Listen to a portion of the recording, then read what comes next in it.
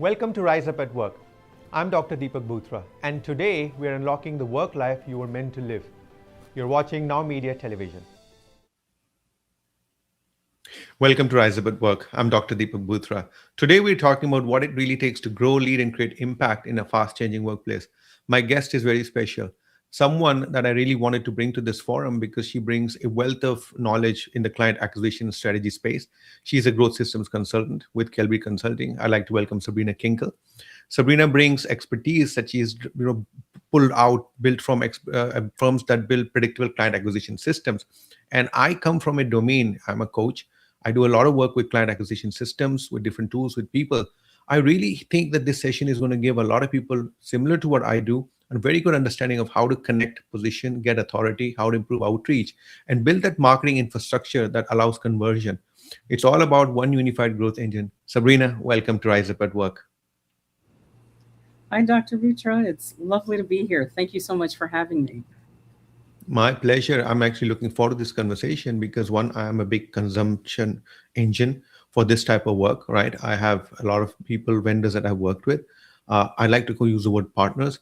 The domain is extremely competitive. What I wanted to start off is by actually trying to understand what pain do you solve for, Sabrina, in the work that you do? If you could just help me with that simple answer. Let's use that as a way to get people to know you and understand you. Yeah, absolutely. So I honestly, we kept seeing the same frustrating pattern. Incredibly capable people with real expertise doing excellent work, but their growth was unpredictable. And so the big pain that we solve is getting a steady stream of clients, having a very full pipeline. And it's challenging. It's very challenging to do that without having the right things in place. Yes, I think you've given a very straightforward answer to a very complex problem. I, for one, as a coach, right, we had the proverbial feast versus famine, right? And you need to have a constant stream of people that you talk to, you work with.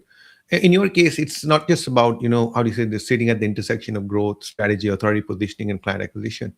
But there has to be something that was your calling. Why did you get into this space? What first drew you to putting your expertise to use to help companies build more predictable revenue systems? What attracted you to this space?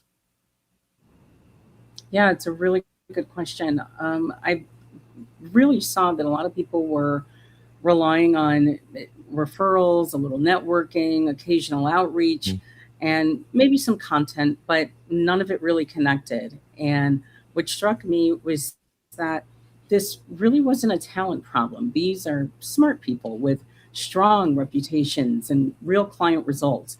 And the problem was that too much of their growth depended on timing, memory, relationships, luck, and it's not a sustainable method for building a business. So what drew me in really were the systems problems behind that. Right, I became fascinated with the question: how do we make sure that great expertise is not just left to chance? If someone is truly good at what they do, there should be an intentional way for the right buyers to discover them, understand their value, build trust, and move toward a conversation. And so for us at Cobra Consulting, that has really evolved into helping firms connect positioning, authority, outreach, nurture, follow up, and conversion, Yeah. so business development becomes more intentional and repeatable.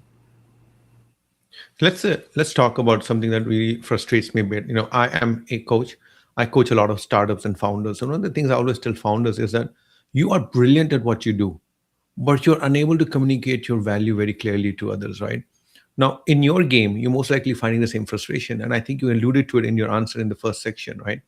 How do you think and where does evidence pop out to you and where do you think this disconnect the most?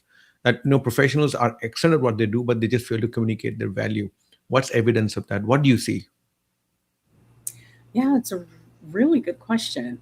Usually, what I find is they explain what they do from the inside out, right? They talk about their services, their credentials, process, methodology, or technical Mhm. expertise, because those are the things they know best.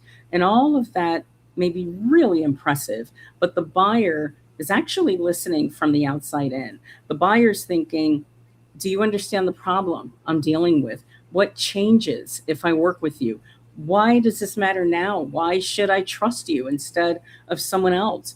And the disconnect happens when expertise is very clear to the expert, but the value is not equally clear to the market. And I see this a lot with consultants and highly specialized firms because they have so much knowledge that sometimes they assume the buyer will just automatically connect the dots and get what they do. And a lot of times buyers don't. They're busy, they're comparing options, and my goodness, now there's so many options. They might not even have the language for the exact problem. So strong positioning really translates expertise into the buyer's language. It takes what you know and connects it to a problem, consequence, outcome, or decision that matters to them.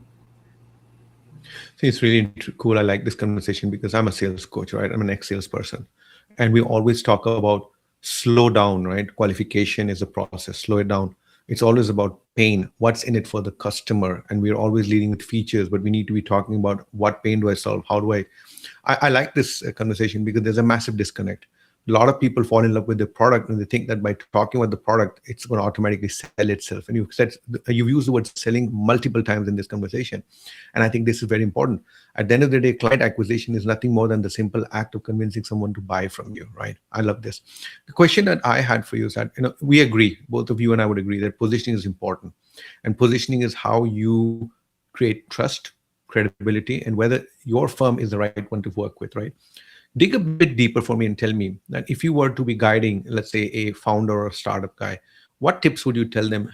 Should they start the process? What should they ask of you to help them with as building blocks for that? Just kind of break it down for me. Hmm. Yeah, it's a fantastic question.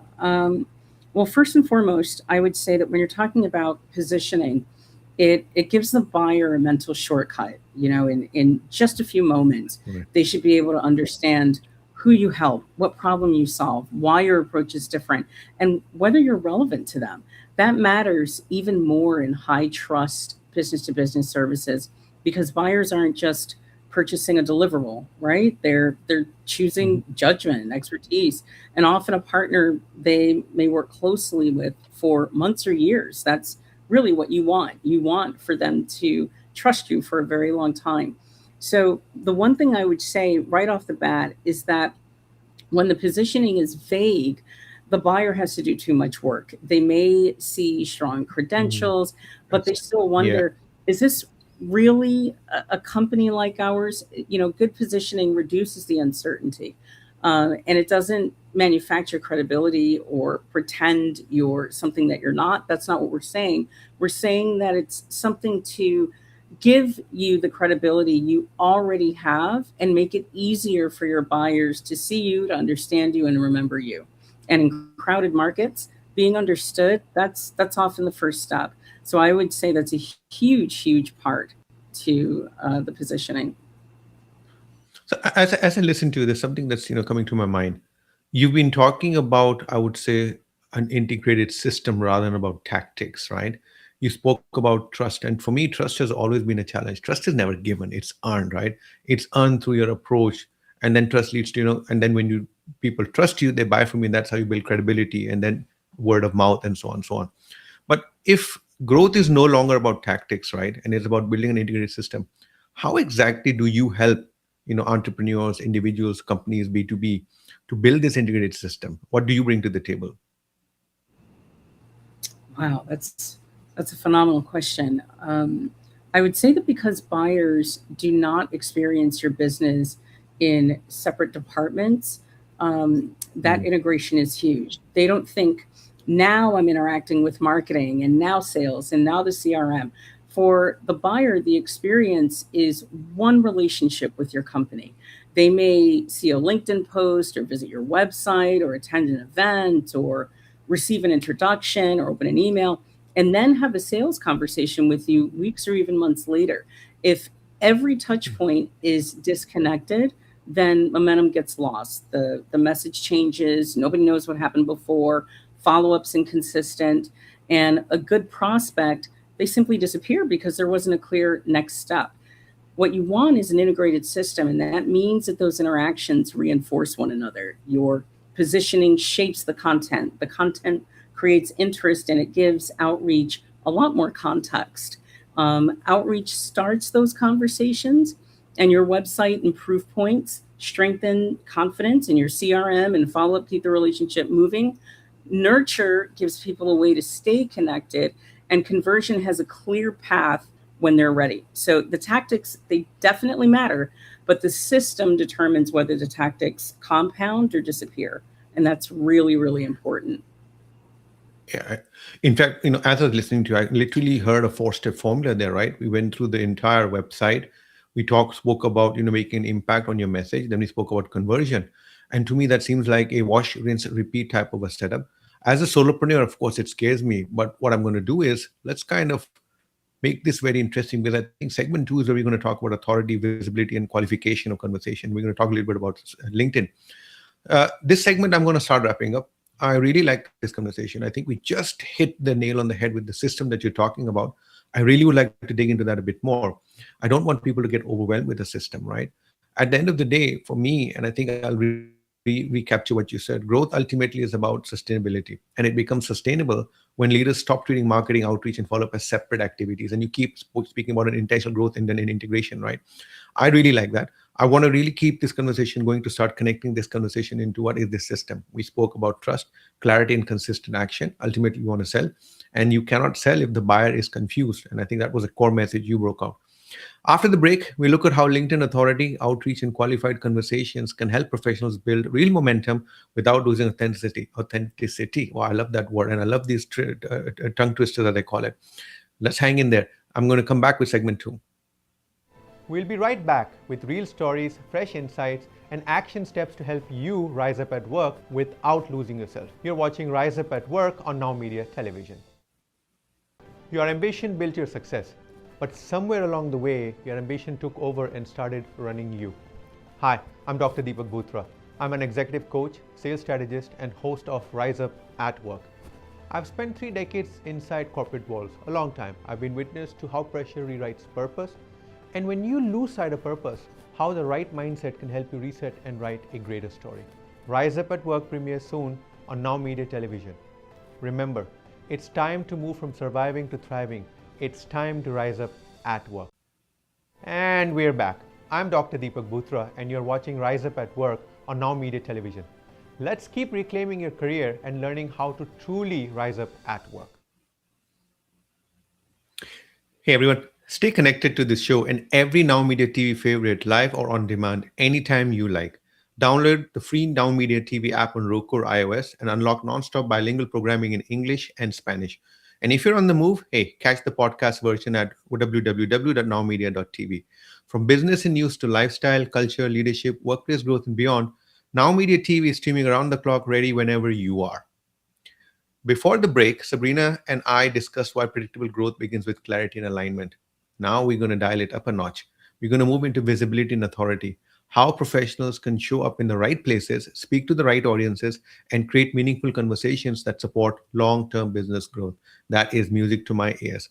Sabrina, I'm going to move to a topic that really is very interesting, right? When we talk about LinkedIn, I get 2 reactions. Either it's a reaction of, oh yeah, or it's a reaction, oh no. And I've worked very hard to understand. I've heard people use derogatory terms for LinkedIn. Spoke about people telling me they make a massive living off LinkedIn. You work heavily with LinkedIn authority growth, right? What makes LinkedIn such an important platform for high trust, high value B2B services? Give me your perspective without the noise. It's an excellent question. And by the way, what you said is so relatable. I haven't met a lot of business owners that fall right in the middle. They either love LinkedIn or they hate it. I would say that for high value business to business services, LinkedIn is powerful because the buyer, the referral partner, the influencer,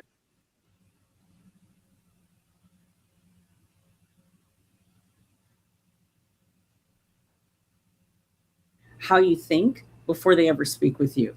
So that's an extremely important thing when the sale depends on trust, because most people are not going to hire a consultant, advisor, or specialized firm based on one clever advertisement, right? They want evidence of Okay. judgment. They want to understand how you see the market, what problems you notice, what you believe, and whether your thinking feels relevant to the issues that they're dealing with.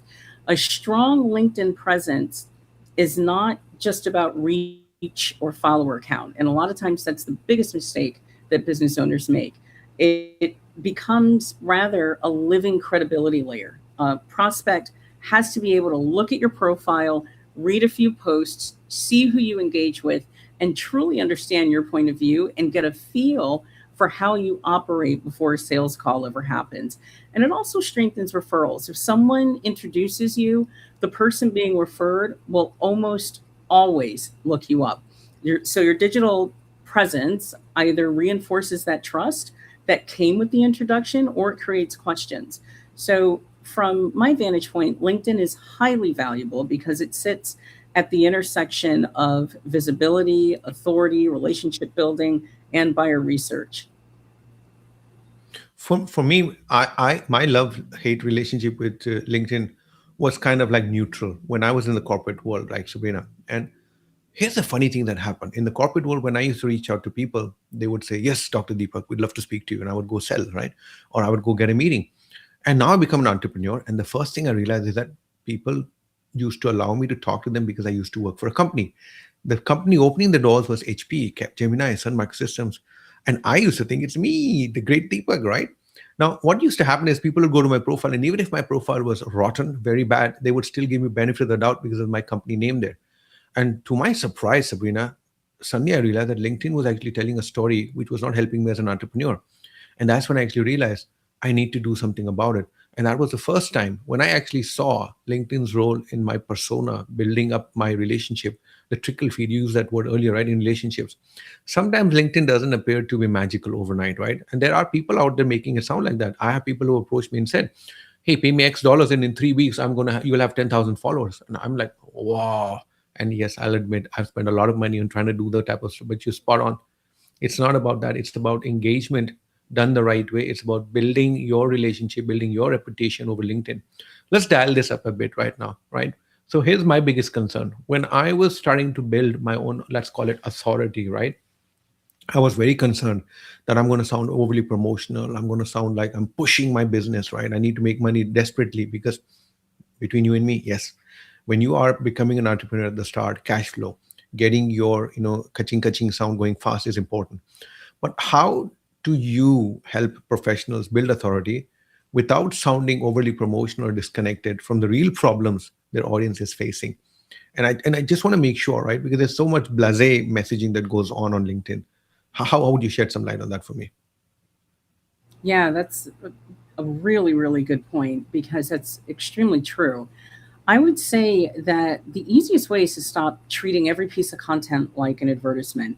Authority, real Mhm. authority, comes from usefulness, specificity, and point of view. So, talk about the decisions your buyers are wrestling with. Explain why a common approach fails. Show them the pattern behind a problem they're experiencing.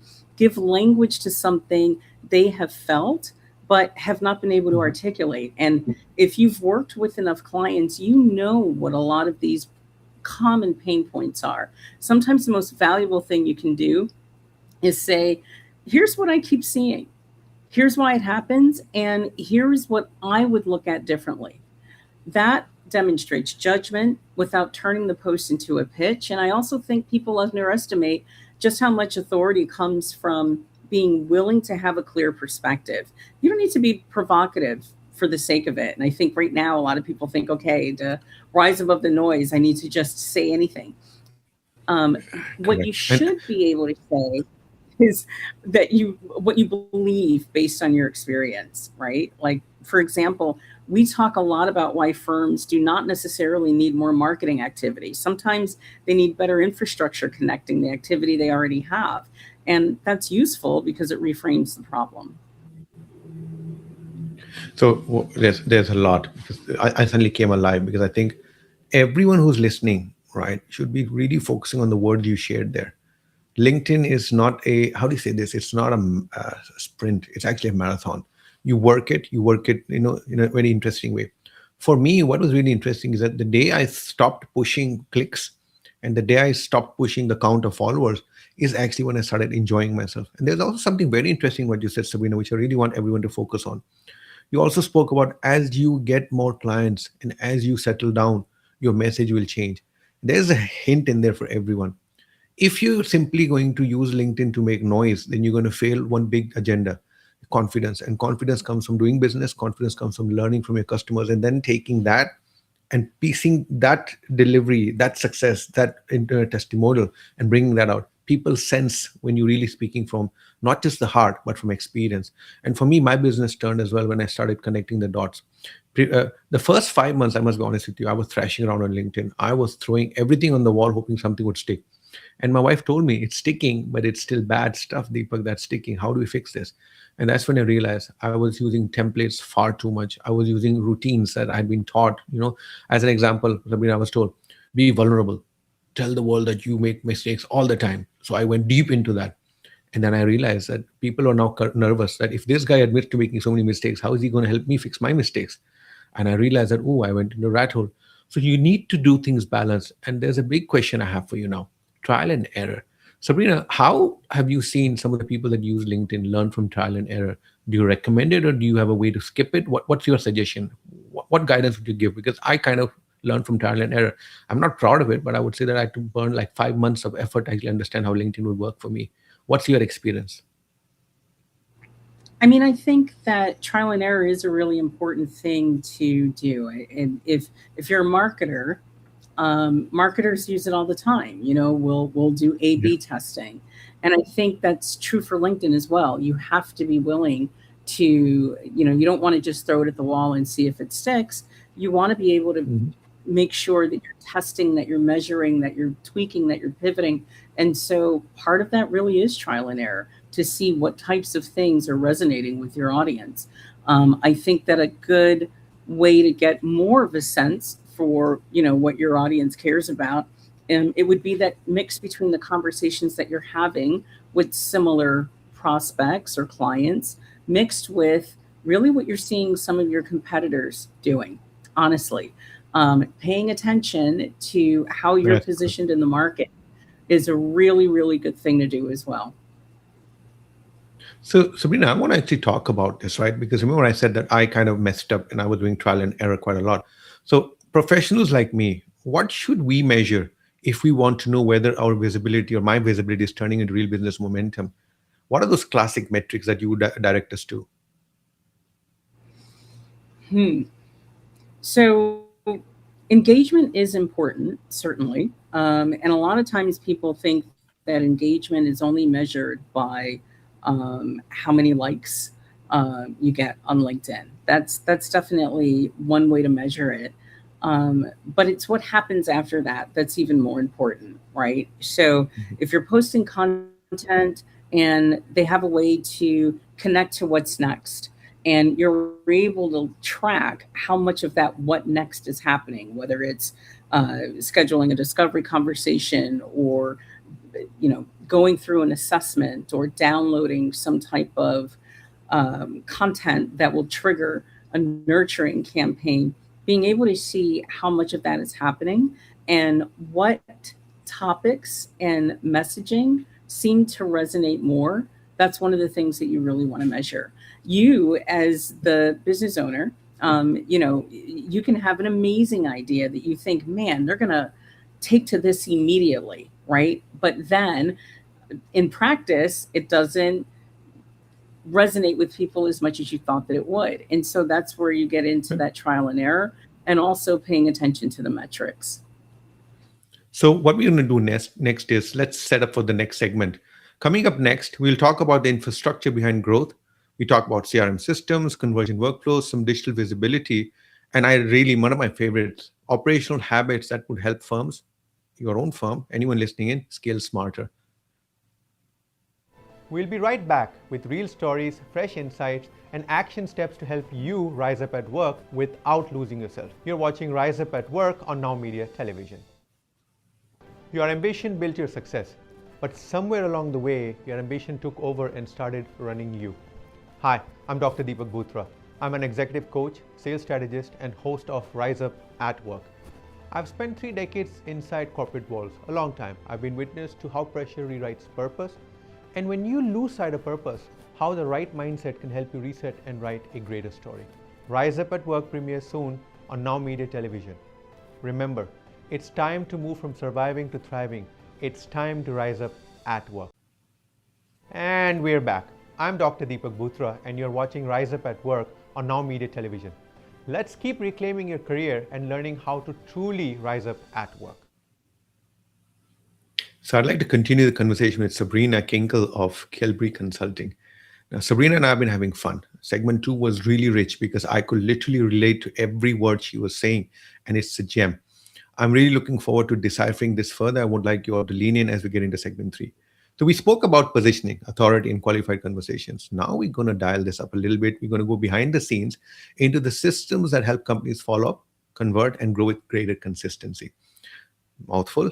Let's see if she can really help us here. Sabrina, when you look at any company's growth infrastructure, so let's say I pick up a phone and I call you and I say, hey, Sabrina, come in, help me, please. I need help. How do you go about identifying the first gaps to help me make sense of what I need? Trade secrets required. So, yeah. So the first thing is looking at where momentum leaks. There's some really important questions that I think you need to ask.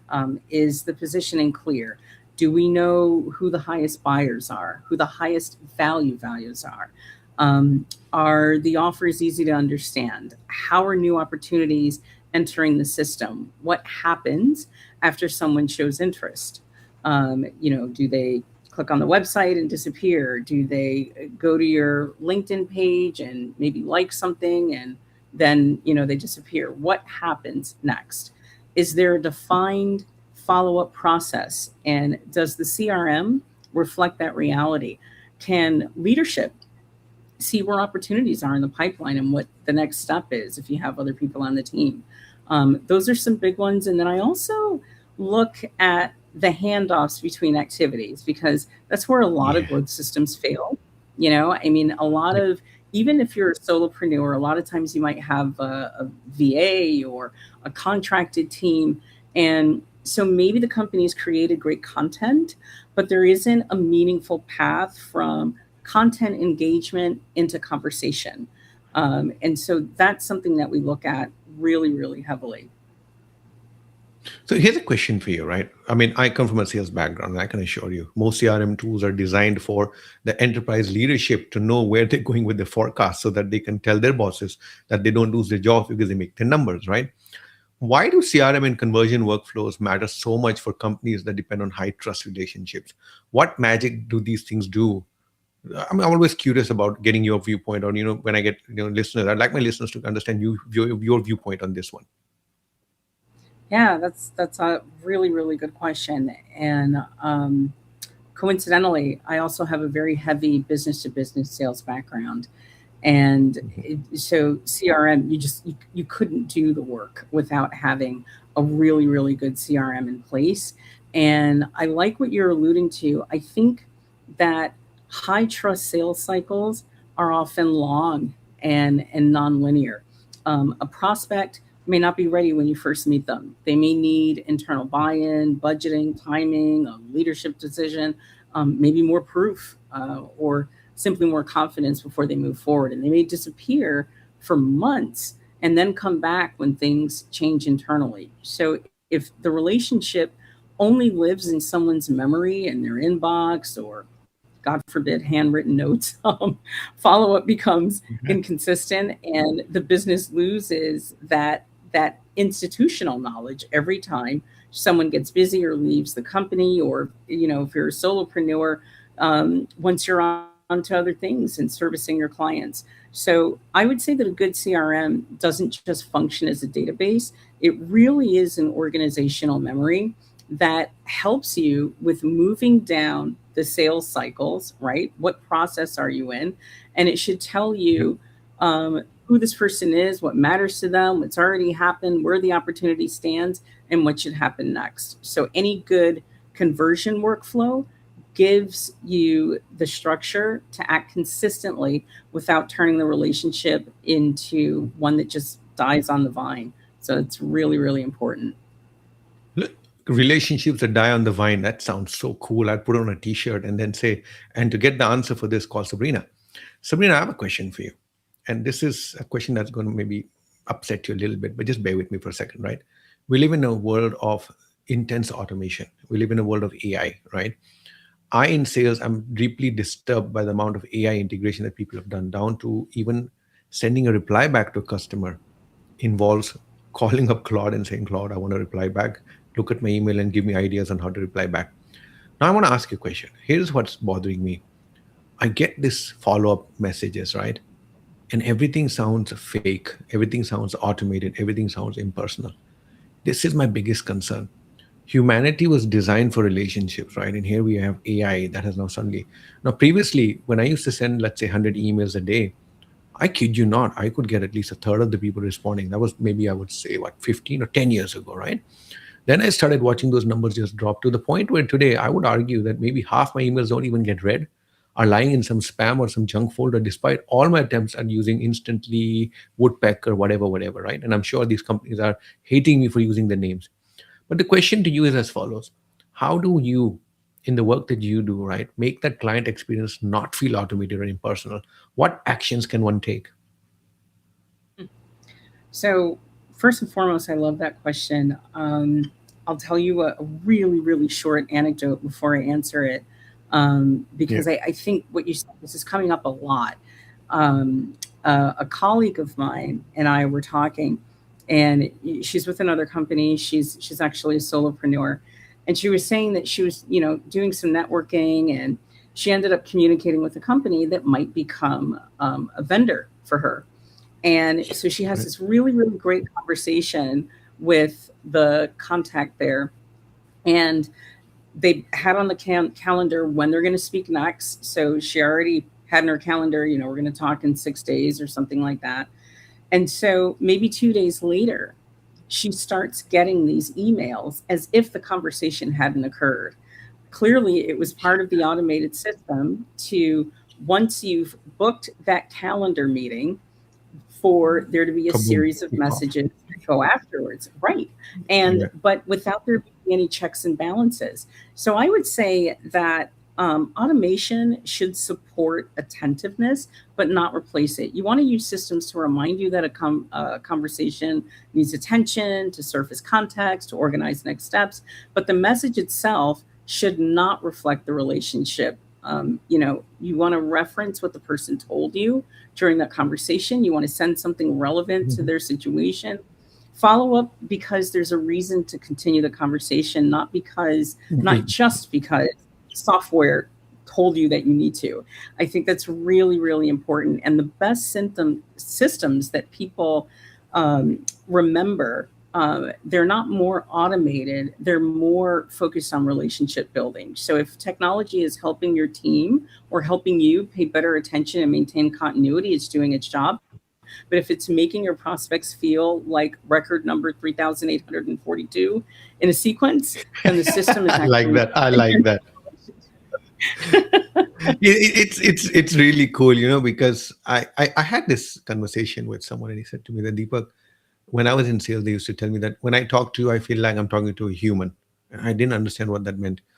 Then a few years later, I actually was speaking to someone who says, I don't like working with your colleague because, dude, I feel like he just treats me like any other buyer and I want to be treated special. And that confused me for a long time. But then when AI came on and I started seeing what AI was doing, right, it literally takes every customer of yours and bring them to the least common denominator, which is forced relationships, forced conversations.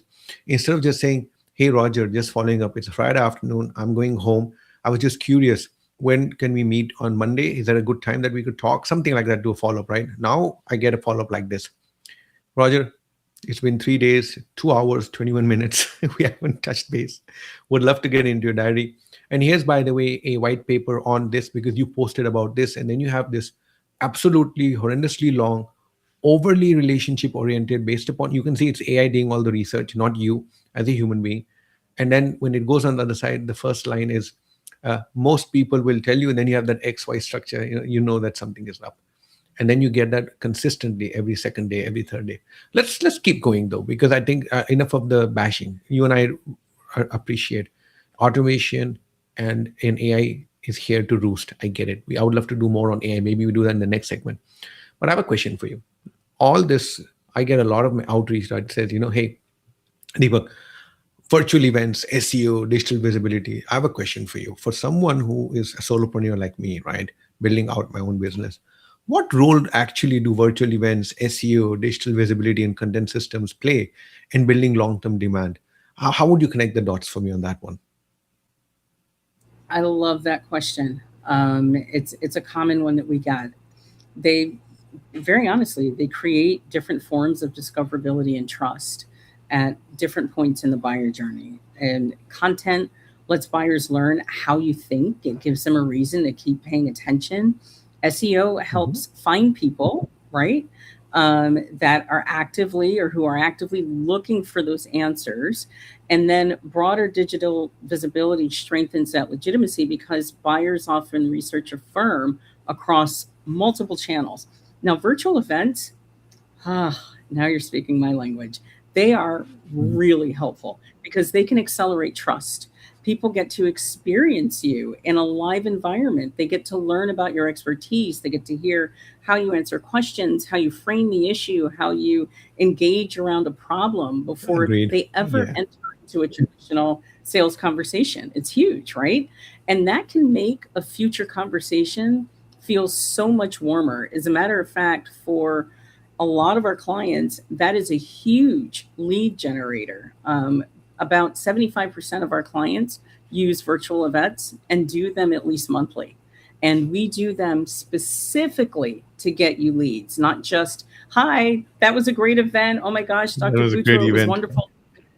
Right. Yes, lovely blue You know, shirt. I love it. So what I'm going to do, Sabrina, is that I love virtual events myself, right? I was one on yesterday, had a great time, got late, I think about 40 more additional followers from that. And I think that's important.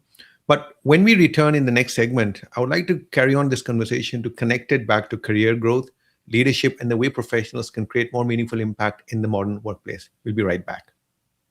We'll be right back with real stories, fresh insights, and action steps to help you rise up at work without losing yourself. You're watching Rise Up at Work on Now Media Television. Your ambition built your success, but somewhere along the way, your ambition took over and started running you. Hi, I'm Dr. Deepak Bhutra. I'm an executive coach, sales strategist, and host of Rise Up at Work. I've spent 3 decades inside corporate walls, a long time. I've been witness to how pressure rewrites purpose, and when you lose sight of purpose, how the right mindset can help you reset and write a greater story. Rise Up at Work premieres soon on Now Media Television. Remember, it's time to move from surviving to thriving.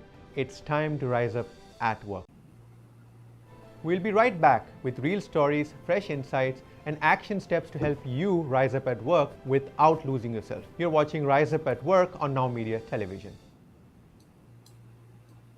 So I've been having a great conversation with Sabrina Kinckle, and we've been exploring how professionals and service firms can strengthen positioning, build authority, create qualified conversations, and develop the systems that support more predictable growth. And I love the sound of growth, right? Now we're at the final segment. We're going to connect some of those ideas, but we're going to bring it back home. This is ultimately Rise Up at Work. We want to talk about leadership. We want to talk about career evolution. We want to talk about long-term impact. The way I want to start this off is actually give Sabrina an opportunity for me to shed some light. Sabrina, you have a deep roster of consulting firms, right? You work with fractional executives. You talked across healthcare commercialization advisors, executive coaches, and B2B service firms. Here's a very simple question for you. What leadership qualities help these professionals grow with intention? oh, I love that question. I do. I love this I would question say as this. well. I would say that the strongest leaders are clear enough to make choices. They know who they are best positioned to serve, what they want to be known for, which opportunities support that direction, and what they're willing to say no to. And that one's really hard. It's a lot harder than it sounds because growth creates a lot of temptation to chase anything that looks possible, right? And True, strong true. leaders are also curious. So this is hard. They listen to the market instead of assuming they already know what buyers need. They pay attention to the language that clients use, the objections that keep cropping up, the changes happening in the buyer's environment, and the signals that tell them when an offer or message needs to evolve. And they're consistent. I would say that high trust businesses rarely grow because of one brilliant campaign or just one viral moment. They grow because leaders keep showing up, right? They keep learning, they keep building relationships, and they keep improving the system. And I would add that disciplined leaders also know when to move from founder intuition to organizational process. So, what works when five opportunities are in play, they might not work when there are 100 of them, right? Leadership means making good behavior repeatable across the organization so the business doesn't depend entirely on one person's energy or memory. And I think truly that combination of clarity, curiosity, consistency, and operational discipline, it's really what allows growth to become intentional rather than by happenstance or accidental. Whoa, stop, stop, stop, stop. That's a full segment you and I need to do one day on this topic because I just love it. For me, you're spot on. Wonderful. When I look at my leadership that I coach, right, I've noticed a very good variable with these guys. They know what is noise, they know what's the distractions, and they know how to scale. I mean, I always tell people, building a business to $100,000 and then from 100,000, half a million to one and then one above is actually not just mind shift, but it's also system shifts. You need to build a scalable infrastructure. And a lot of people think that since they used to ideate very well until 100, 200, 300, half a million dollar business, that same process, it's not the same process, it's something different. And I like the point that you raised it very well. You need systems that scale.